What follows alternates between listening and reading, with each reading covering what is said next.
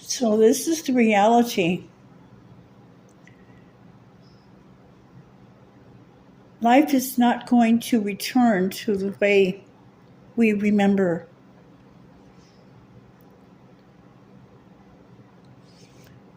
We didn't just wake up one day and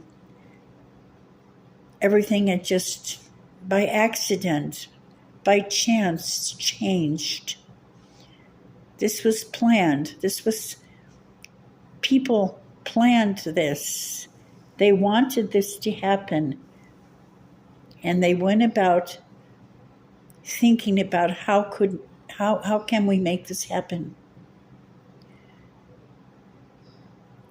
And then there were those people that were either duped or compromised. There were those that cooperated. There were some that felt they were under duress. There were some just jumping up and down, loving it, wanting to be a part. They wanted to be a party to the matter. I mean, you could make an exhaustive list on so many issues pertaining to how we got to where we are now. Anyone, and this is only my opinion, and these are my allegations. Anyone that thinks this is going to be stopped, I think you're wrong. I've had everything against me my entire life. And I thought, gee, you're not gonna feel sorry for yourself, are you? Shoot, not a chance. Because I spent my entire life telling myself that it's all good, everything's fine. It just goes with the territory of being you. And I said to myself, when I got the diagnosis, I said, that's it. That's it. From here on out, I'm just gonna admit it. Nothing's all right. Nothing's been fine. Nothing is fine. Nothing is okay. Now, I haven't spoken of the fact that I was allowed to be used as a guinea pig for the bigger part of my life. And I can honestly say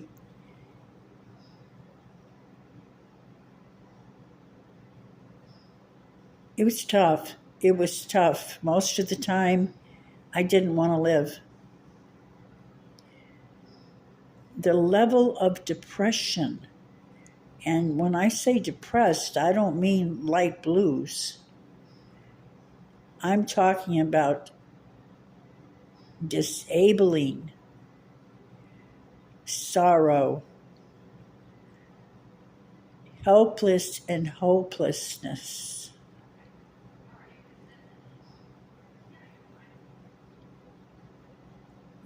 Faith that it was like non-existent.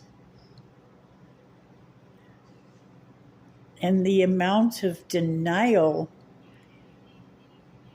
and when I say I would deny what was said to me and done to me, excuse me, by my own mother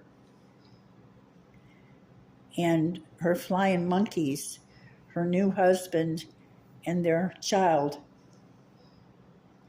who I protected, took care of for them.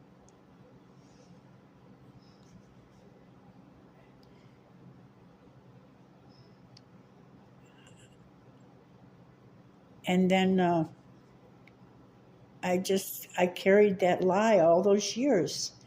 I didn't want anyone's sympathy. I didn't want anyone's pity. That would have been just too painful. That, I already had the hurt. I already had the pain. And it just, that, having to talk about it. It's bad enough they love to laugh at me about it and rub it in and torment me with, here, we're going to heap some more on you. Here's some more lies you got to tell. We're the perfect family, remember? Make sure you get your lines right.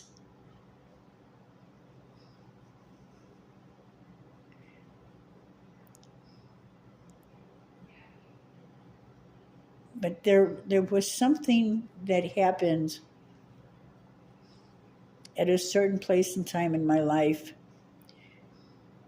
and I never made a comeback as far as my ability to socialize with people and trust people at all and develop friendships. And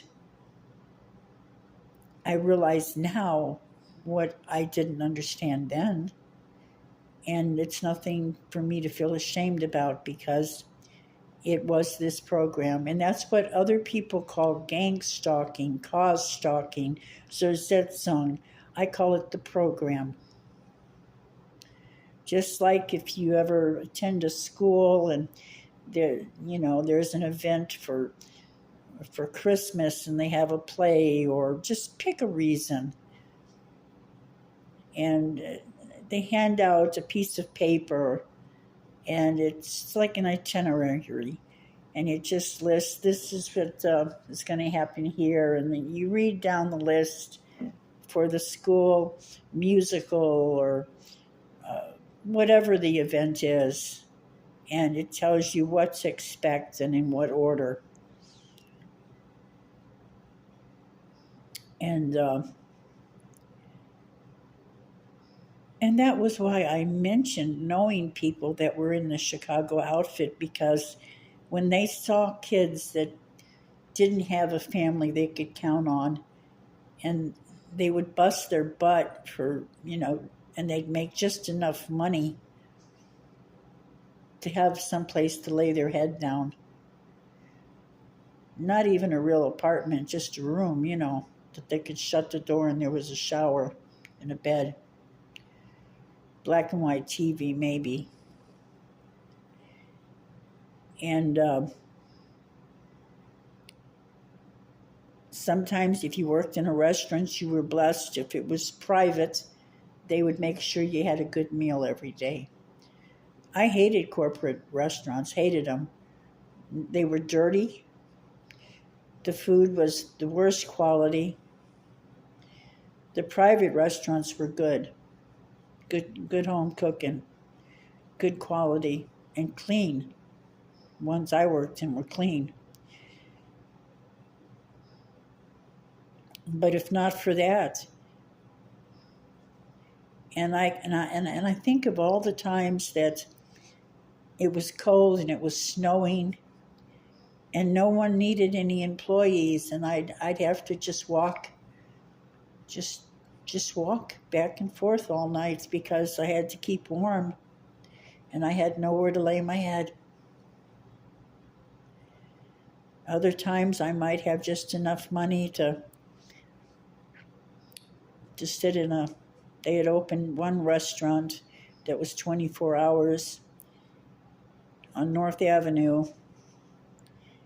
And when I was working steady, I always made sure when I was in there with my friends to leave a nice tip and make sure, that no one left a mess at the table for the staff to clean up.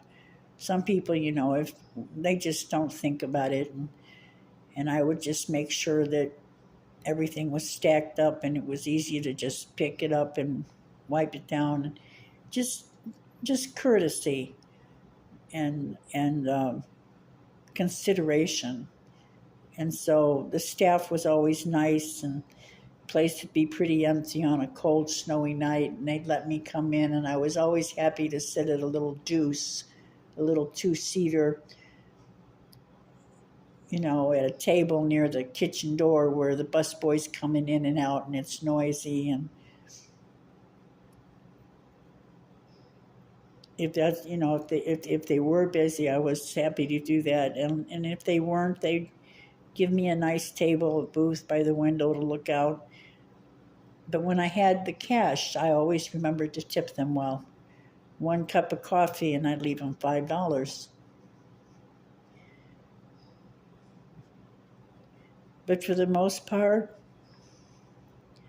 those 3 years were so tough.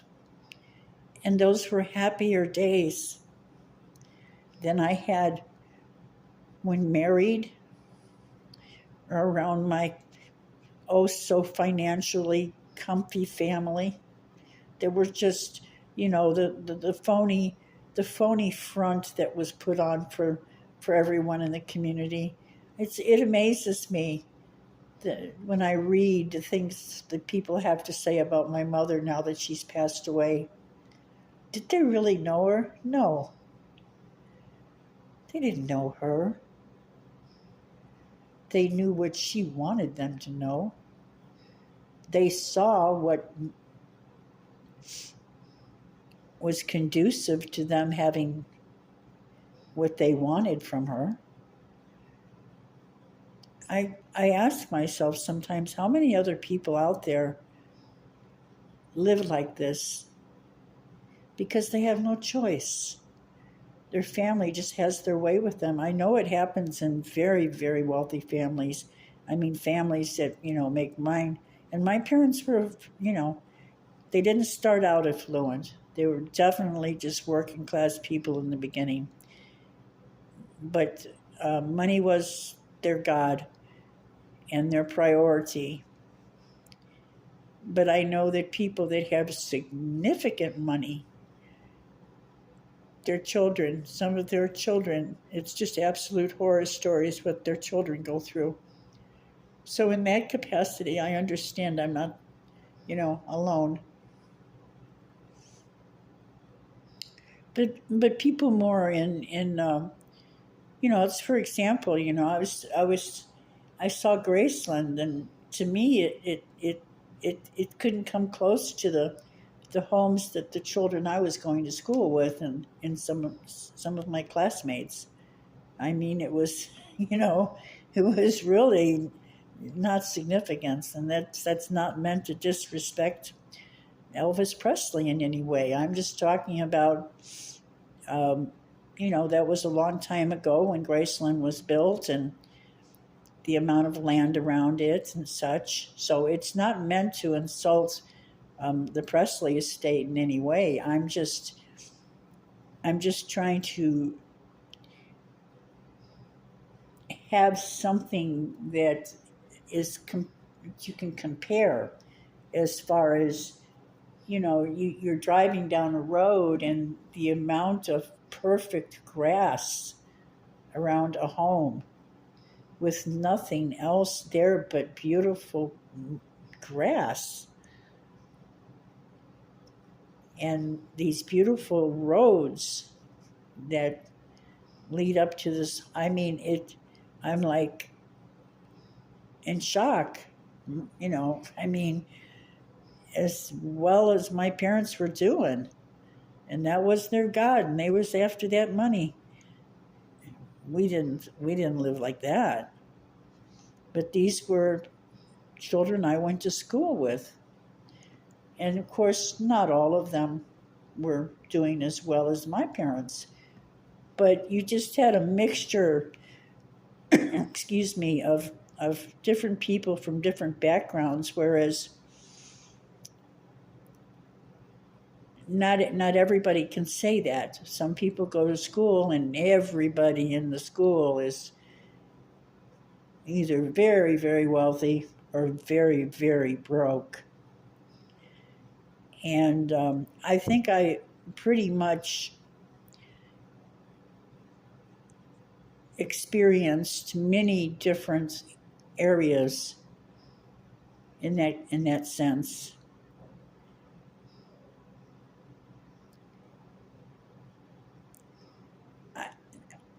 It's never going to go back to the way it was. I don't know why they're not allowing cursive to be taught, because the ability to draw a circle, yes. Do they not want artists? I haven't even had time to apply my mind to ask myself, why are they striking cursive down? Because people don't do something for nothing. They have a reason. They don't do something or not do something unless they have a reason.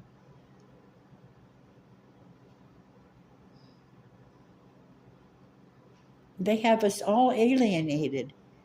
I remember before my late husband, who died July 1st, so just recently, it's 7 years.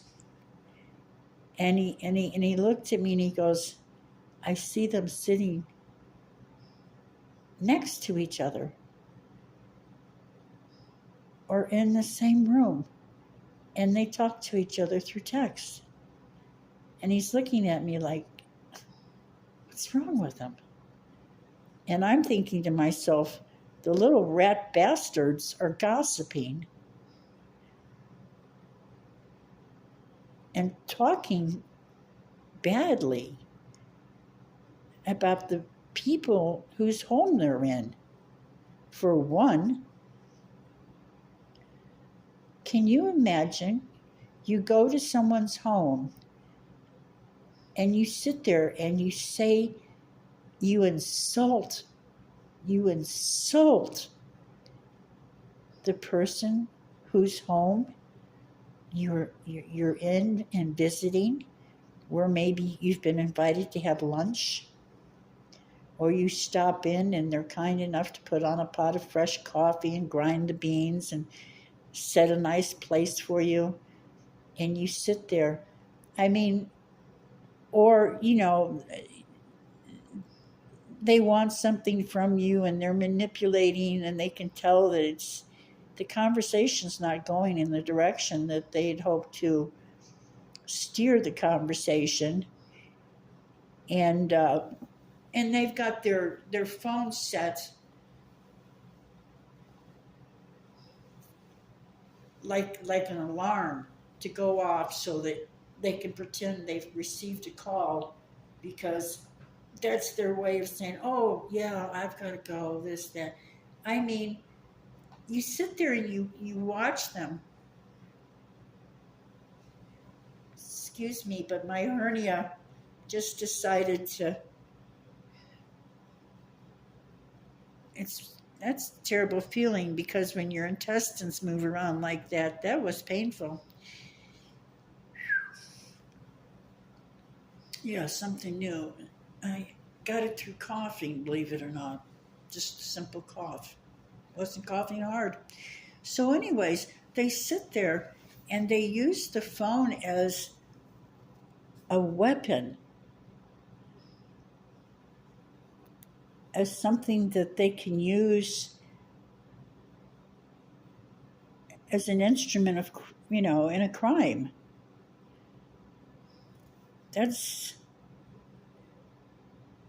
I'm just,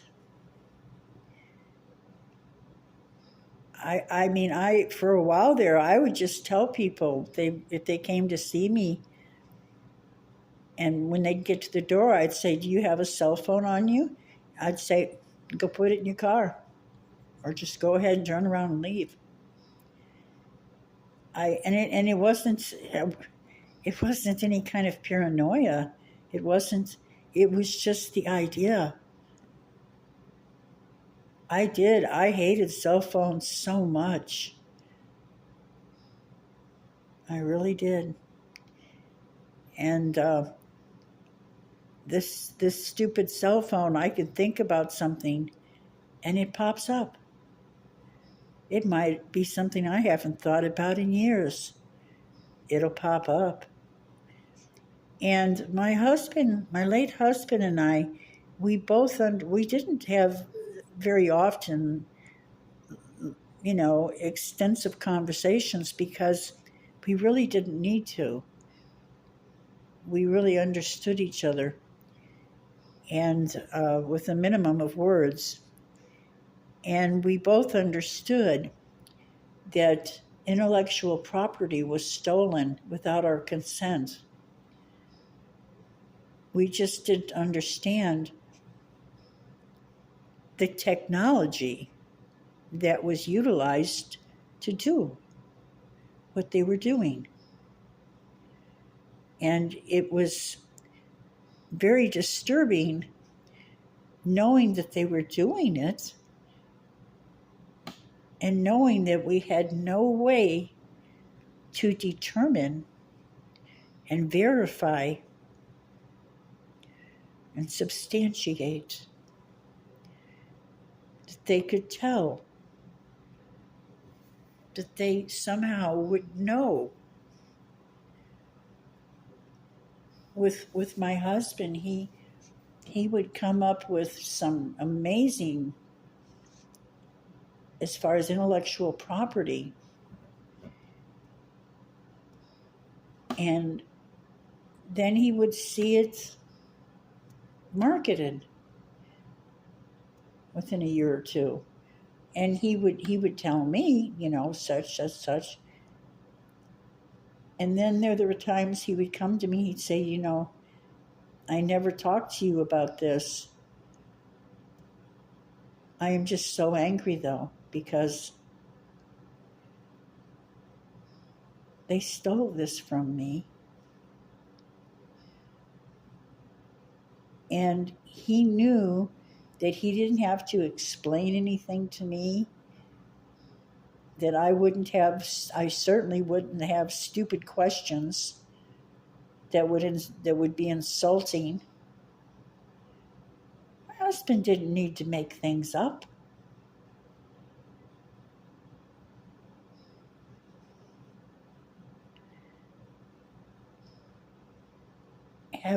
Ask yourself, how many times have they been crawling around inside your head and just help themselves?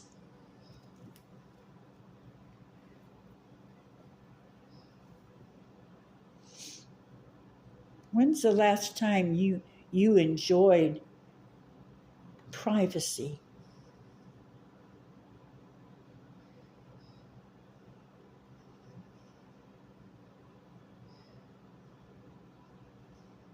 They didn't like the idea of privacy. You had, I remember they talked about Signal Corps, which is where let's just say that if I had stayed in the military, I probably wouldn't have lived as long as I have.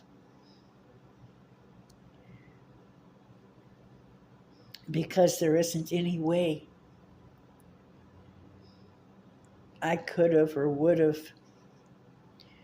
been able to participate in this conduct towards anyone. It wouldn't matter. I could dislike somebody. I could absolutely despise someone. But that doesn't mean that I would in any way find that, oh, yes, I think I'll participate in this. Yes. No way. No way. It's It's not okay. It's not acceptable. It's not an option. It's not even something to consider.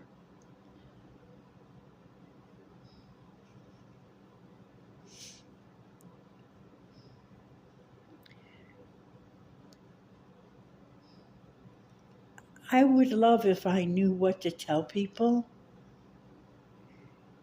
I went through so many years of this. I mean, 4 decades. And there wasn't there wasn't the internet. I mean, you had to go to a library and be computer savvy, and most of your public was not. Face it. In my age, there was a percentage of the population, and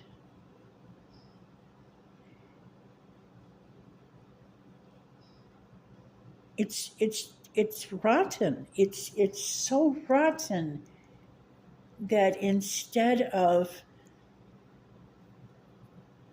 the capacity educationally and our capacity due to the abilities that are now available, that instead of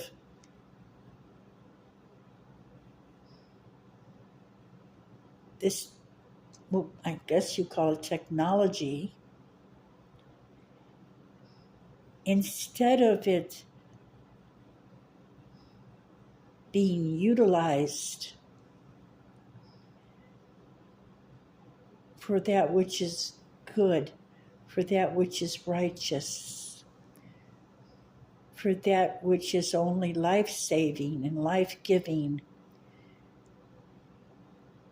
and instead you have people that sit around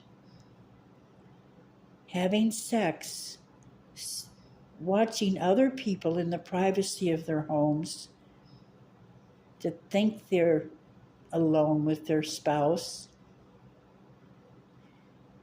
their partner, that would rather watch people when they're using the toilet or their heart is breaking because their marriage is falling apart or a child has died. You have all these people that are voyeuristic, and they don't see where there's anything wrong with that. They consider it their privilege. They're entitled.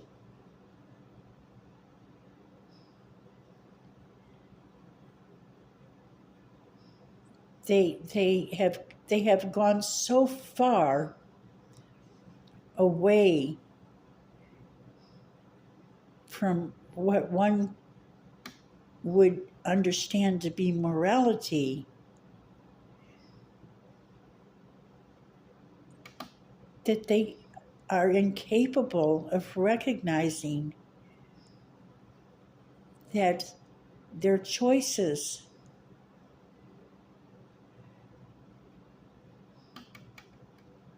that they themselves have no objection. They're unable to see or feel or perceive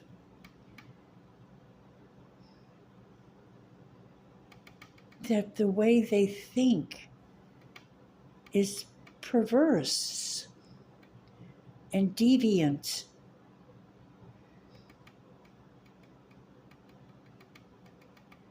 And absolutely unacceptable. There isn't any way you can say, oh, this is acceptable. This is all right. Excuse the noise for a moment. The table makes a lot of noise. It's a hospital table, and if I don't do what I do, it'll continue to make that sound. So I'm going to do my best to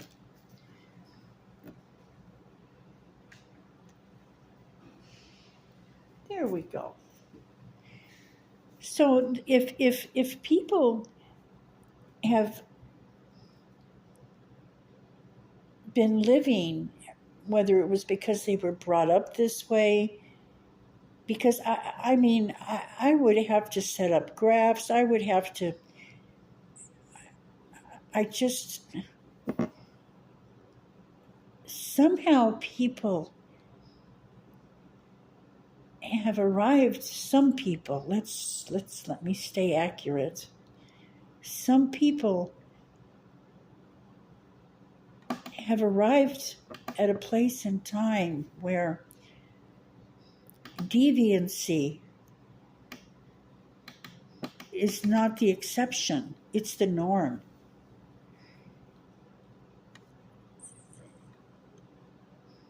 They do not consider violating the privacy of their neighbor.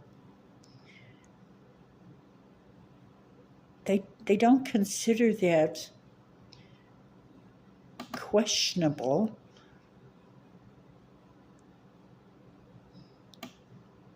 They don't see where it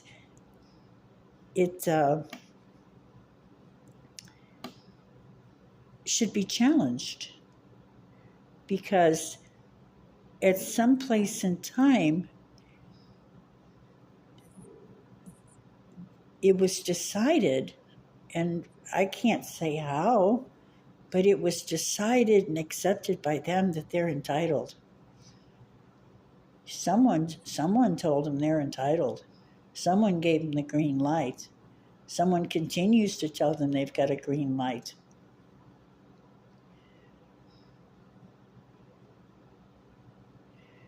What do we say to people like this? Because these people will rise in their rank. They're military.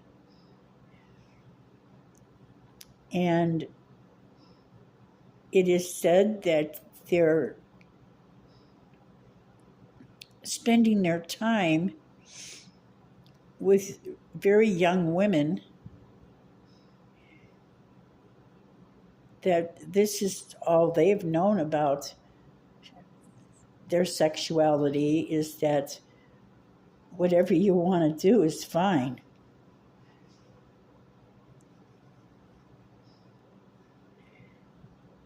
And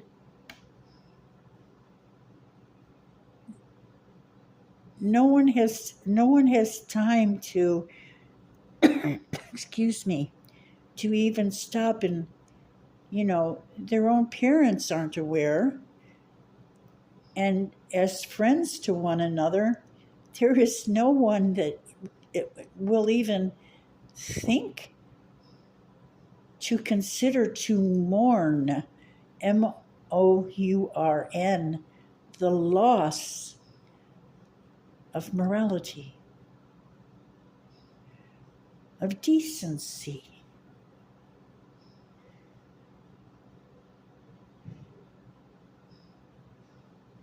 It's not of importance.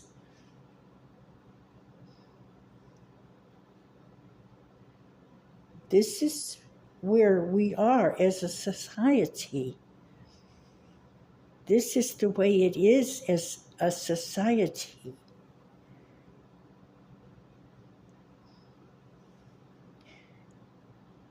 But yet, the very same people that will sit with access to technology that allows them to do what they do, they seem to think that they can point a finger at a rapist, an old-fashioned rapist, that,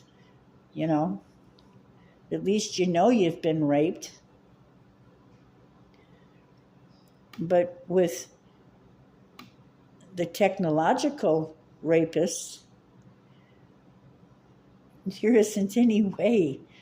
There's absolutely zero currently way to identify the criminal, the predator, the deviant, rapist, the person doing the breaking and entering. And it's home invasion. You got a breaking and entering, and you got home invasion, you got rape.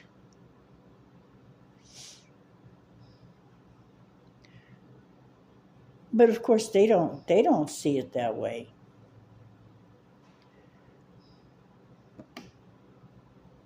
But of course I'm sure that they look down their upturned noses when they see someone that's arrested and found guilty and sentenced, never giving a thought that they're guilty. And honestly, I consider them much worse. Much worse, because they hide behind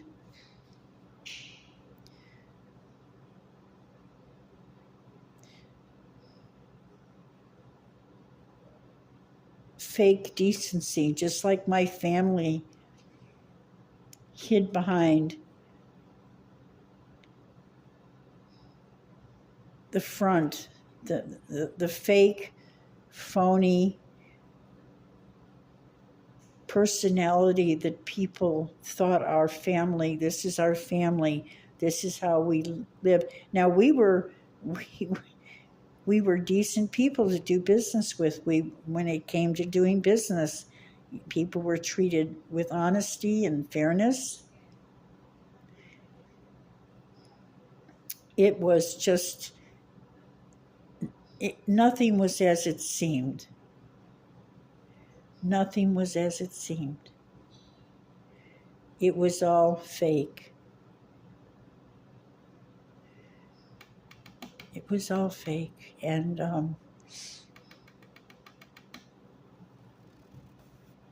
they all lived very well, and they couldn't understand why they couldn't kill me. They even went so far as to tell me that. And I prefer to work things like that into there when it's funny, when I remember the funny things the dad that raised me would talk to me about it. But to me, these people that have access to the technology and that are comfortable with it, and because they work with it and have access to the technology, they're able to sit around and I don't know what kind of breaking and entering you'd call it, but they're able to do. They're able to commit despicable crimes, and they're invisible to those that they're violating. They're violating their privacy. They're violating their space. They're not respecting their boundaries. They're able to know everything about them, so if they want to come to their home and steal, they can get away with it.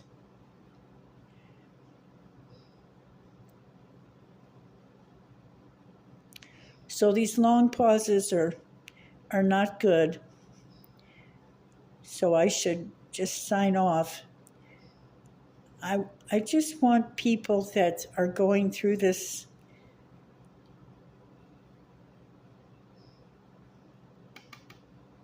I want so much for you to understand.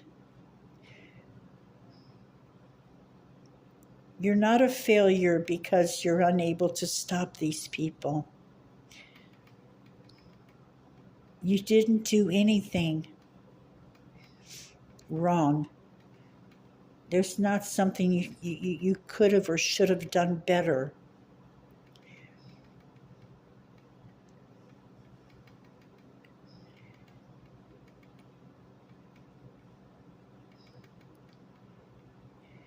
You most certainly don't deserve this.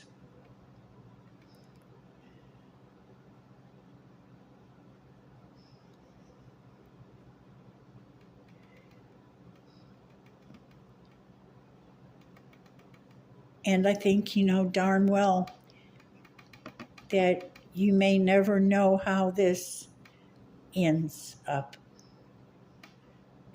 We all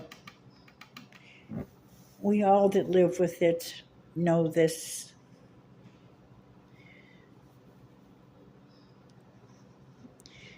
But just as when we're happy and everything's, we're having a beautiful day, a beautiful week. Let's take a whole month. We've had a beautiful summer month, fall month, whatever your favorite is. Take a month out of a season, and it's delightful. And think about that and enjoy it. And then remember, hey, it was great. But then the weather changes. So this too will change. It will change. We just don't know when. And we don't know how. But it will change.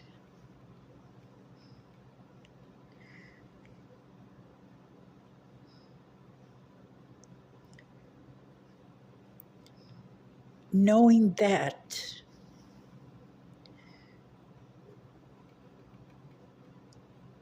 and knowing that they can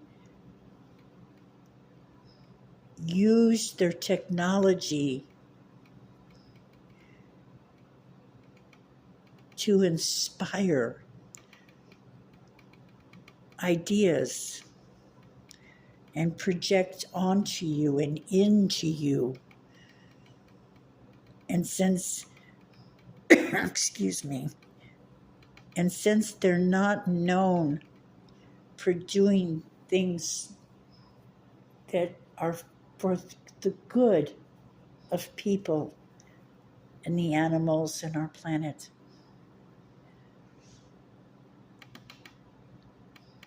should you find yourself feeling that your life is not important, or you're having a confrontation and it seems unreasonable, and it's out of character for your personality and your lifestyle, and even if that isn't the case, even if it seems like it fits right in there,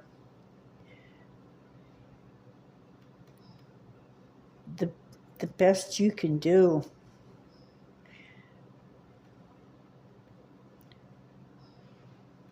to disappoint them and deprive them of what makes, you got to remember, you're dealing with people that are deviant.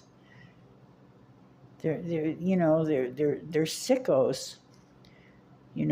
It just occurred to me just now, somebody probably made them sick like this. They used the technology on them, fine-tuned them to the sickos they are, got them acclimated to it, and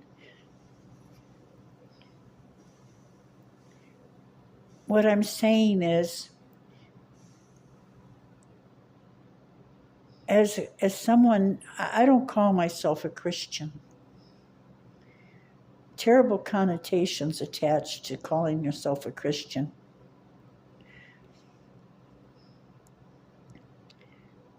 But a good tree doesn't give off bad fruit. So if you have a situation where you're involved with a person, whether it's work, whether it's your mechanic, whether it's your neighbors or your neighborhood, if all you're getting is rotten, rotten, rotten, consider that a major clue. And better to just shag down the road with just absolutely what you need and spend some time between you and your Creator. That was how I got through the first 10 years. And I miss how close I became to my Creator.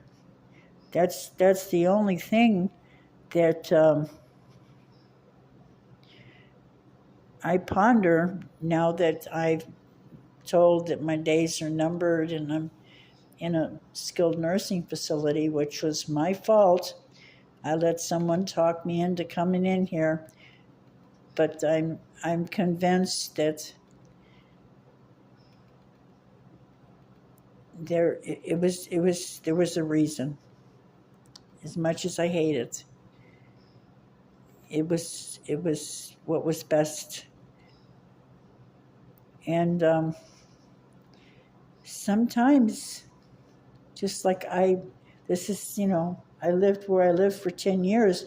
When you've never been allowed to have a home, a family, when everything, all of your life is, you had a mother that had to take it away from you just to show you she could.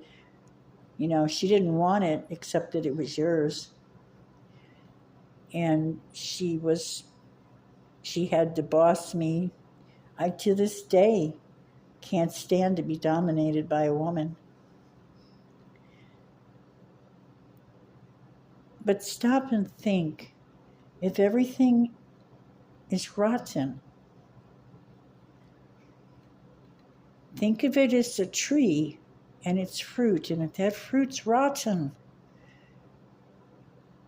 you've really got no reason to hang around because the tree's not going to change. The fruit is your evidence of what the tree's all about and the way people behave towards you and towards others. Tells you everything you need to know about them. Sometimes it's best to just pick up and take, and you'd be surprised how peaceful it can be to just get away. And since you're not in control, they make that clear to you. They made it clear to me. They're making it clear to somebody right now that they've got no control, that they're in charge. So since that's what they want, and they won't have it any other way,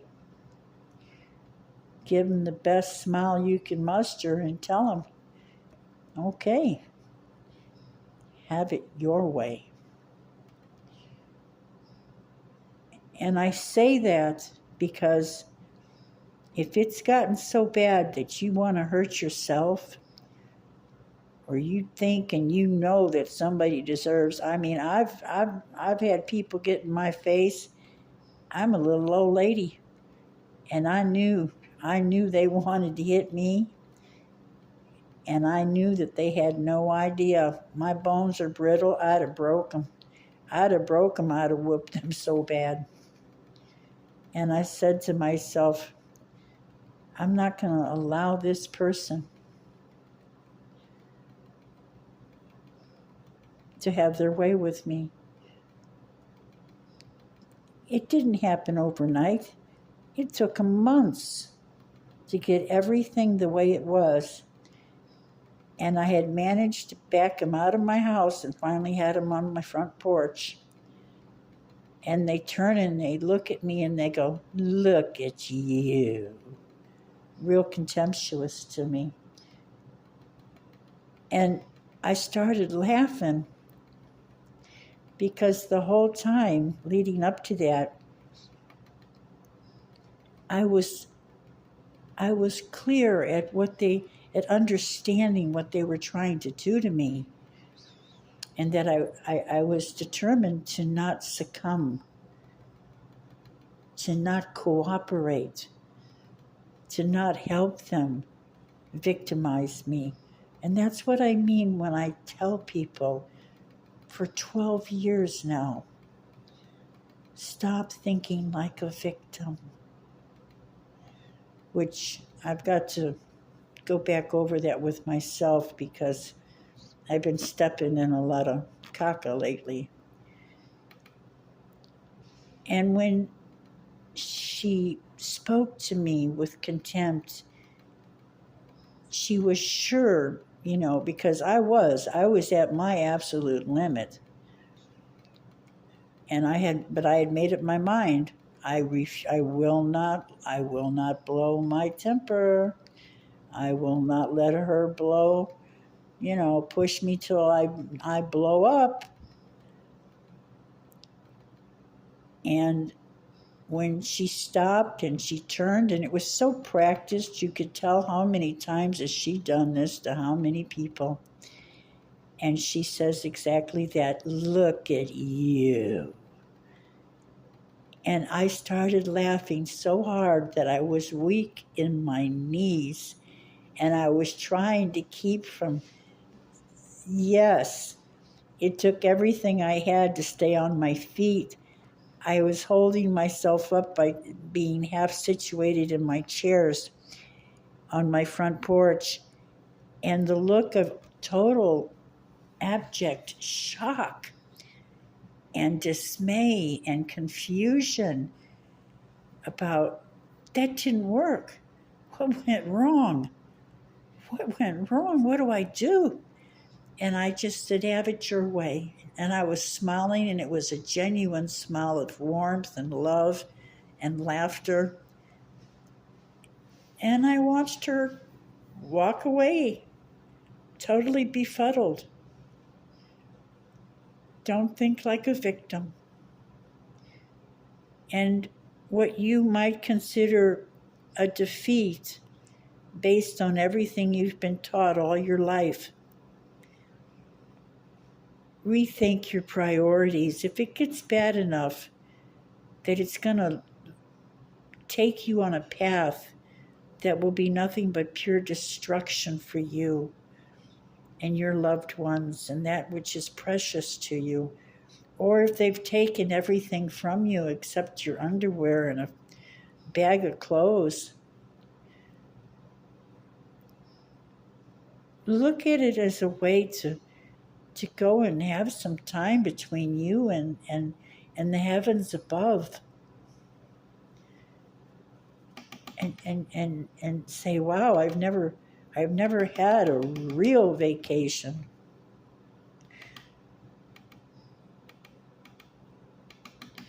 Don't let them have their way with you, whatever it takes. Don't let them play you. And I apologize for the noise my table's making because I'm shaking. My body does that now. It's shutting down.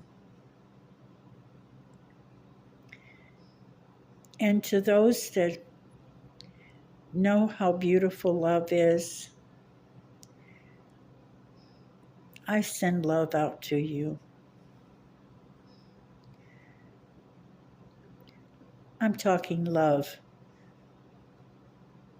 not sex, not rubbing body parts. Love. I send love to you.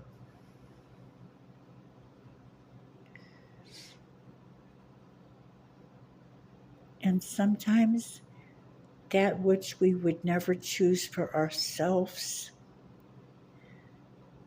can end up being a blessing that we don't realize until we find ourselves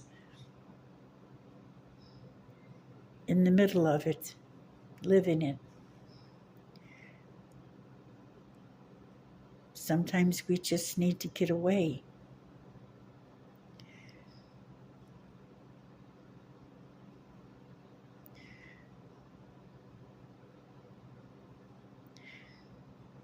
I do care about everybody that's going through this.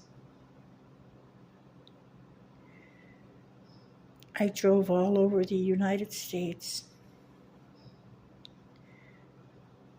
They followed me all over the place. They had mechanics when I'd have the oil changed, put the oil filter on too tight. But then they would bless me with one, some young guy put it on, and he was being really hateful, and I knew he was up to something. He wanted me to know. He was just, I can't remember the name of the town right now. I'd know it if I heard it, but a lot of people on methamphetamine. I believe it was Arizona. And then another mechanic was a man in his early 50s. And I was very grateful to him because he told me if I didn't mind waiting.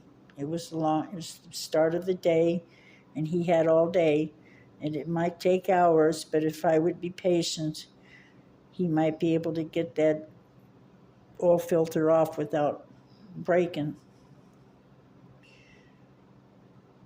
They're going to do what they're going to do.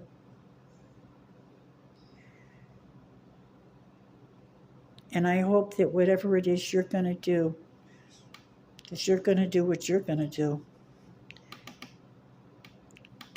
I just hope you won't help them.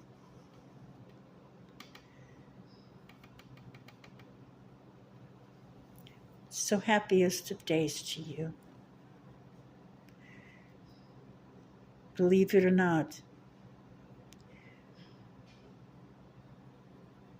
if you hang in there, you're going to be one of the winners.